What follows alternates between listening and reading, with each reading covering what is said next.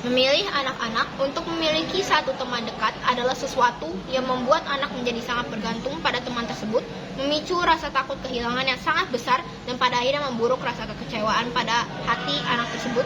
Dan ini membuang tim pemerintah pada debat kali ini karena mereka telah berhasil menghambat anak-anak untuk mengeksplor lingkungan pertemanan di usia mereka dengan pemikiran negatif bahwa pertama, tidak ada manusia tulus di sisi mereka, atau yang kedua, orang-orang akan selalu munafik dan punya motif tersembunyi dalam pertemanan sehingga mereka takut untuk memulai suatu pertemanan. Sebelum masuk pada argumen, saya akan membidas argumen lawan terlebih dahulu. Pertama, permasalahan yang terjadi adalah relasi yang banyak tidak menjamin sustainable pertemanan, karena pada akhirnya ketika Anda memiliki banyak teman atau circle, Anda tidak memiliki kedekatan yang intim dengan teman Anda. Hal ini berarti tim pemerintah menganggap satu teman dekat sudah terbukti ketulusannya. Namun argumen ini sangat lemah. Mengapa? Karena mereka tergantungkan ketulusan hanya pada satu orang, namun melupakan fakta bahwa manusia pada akhirnya cepat untuk berubah, bukan? Mereka siap untuk berubah kapan saja ketika mereka sangat tidak menyukai hal kecil sekalipun. Dan menstandarisasi ketulusan hanya untuk satu orang atau lewat satu orang, artinya menghambat anak-anak untuk percaya pada orang banyak, karena membuat mereka berpikir bahwa semua orang di dunia ini punya maksud tersembunyi ketika berteman. Kedua, narasi fake friend atau teman munafik yang hanya ingin mengambil manfaat. Kami realistis, di lingkungan manapun, baik pekerjaan, keluarga, dan pertemanan akan selalu ada orang munafik, bukan? Namun itu tidak bisa menjadi alasan kuat. Solusi terbaik, mengapa pada akhirnya kita harus mengulangi jumlah atau hanya satu teman saja?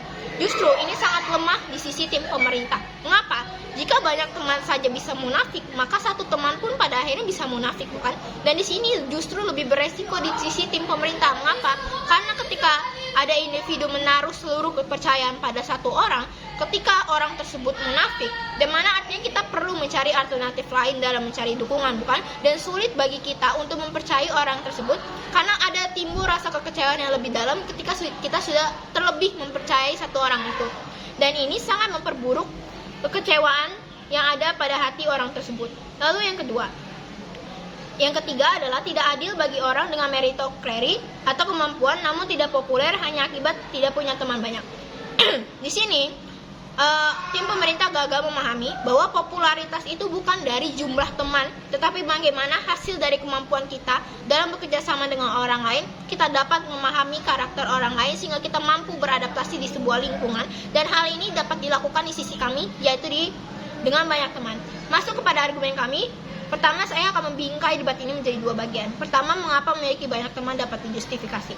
Pertama, ini akan mengurangi beban emosional pada satu orang. Kita tahu memiliki satu teman dekat berarti kita akan selalu bercerita dengan orang tersebut. Kita akan menghabiskan waktu kita 24 jam untuk satu orang tersebut, dan artinya ini sangat membebani satu orang tersebut. Mengapa? Karena orang tersebut harus menampung semua permasalahan kita, harus siap untuk mendengarkan masalah kita sekalipun kita dalam kondisi yang sangat lelah. Contohnya ketika tim pemerintah membawakan masalah berat seperti wanita yang dihamili di pacar, di mana kita dapat bercerita lewat satu orang saja. Lalu yang kedua, meminimalisir resiko kekecewaan mendalam atau kehilangan semua dukungan. Di sini, memiliki satu teman dekat artinya kita menaruh kepercayaan sepenuhnya pada orang tersebut, bukan? Dan tidak ada jaminan bahwa orang tersebut akan konsisten menjaga kepercayaan, karena manusia pada dasarnya akan cepat berubah ketika mereka tidak menyukai sesuatu, dan ini gagal untuk dihadapi atau dibuktikan oleh tim pemerintah bagaimana caranya orang tersebut konsisten dalam menjaga kepercayaan pada pertemanan. Bila terjadi konflik individu, hal tersebut akan membuat mereka kehilangan satu-satunya teman mereka. Ini sangat menghancurkan emosional mereka, karena pada akhirnya mereka tidak punya tempat bercerita lagi, bukan? Dengan memiliki banyak teman, justru hal ini meminimalisir lebih banyak individu, karena ini akan mengandalkan banyak individu. Jika salah satu dari mereka mengecewakan, atau pada akhirnya kita bisa untuk mencari alternatif lain, kita tidak perlu susah payah untuk mencoba berinteraksi lagi dengan orang-orang, bukan? Dan di sini banyak sekali kasus di mana satu teman saja kita menganggap orang tersebut spesial, namun orang tersebut belum tentu juga menganggap kita spesial. Dan di sini ada realita bahwa pada akhirnya satu teman justru menimbulkan kekecewaan yang lebih mendalam, bukan? Yang ketiga, ini sangat penting di mana memiliki teman banyak akan menambah relasi. Tidak menutup fakta bahwa relasi sangat penting, bukan? Fokus kami bukan pada akibat banyak teman kita bisa masuk institusi atau pekerjaan lewat orang dalam seperti kata tim pemerintah, tapi fokus kami di sini adalah bagaimana individu itu dapat berkembang dengan berteman dengan banyak orang, karena kita belajar dari macam-macam latar belakang seseorang, bukan? Satu teman mungkin memiliki pemahaman yang sangat terbatas terhadap situasi, padahal kita sangat butuh untuk memahami kondisi dunia ini, bukan?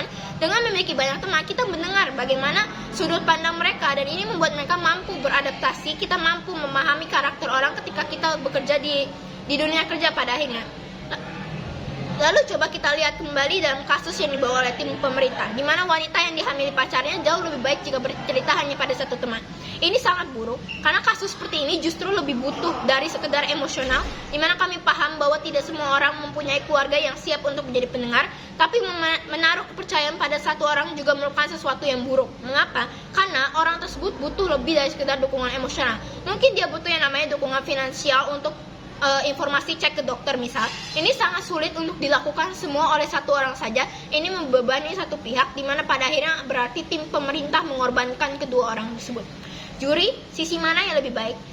Di sisi tim pemerintah mungkin mereka menganggap bahwa memiliki satu teman akan terbukti ketulusannya, namun ini sangat lemah karena mereka justru mengorbankan kedua belah pihak. Ada yang harus menanggung semua cerita dari si pembicara, lalu bila ada konflik itu akan berpotensi kita kehilangan satu-satunya dukungan. Namun di sisi kami dengan memiliki banyak teman akan jauh lebih baik karena tidak akan membebani satu orang saja, bukan?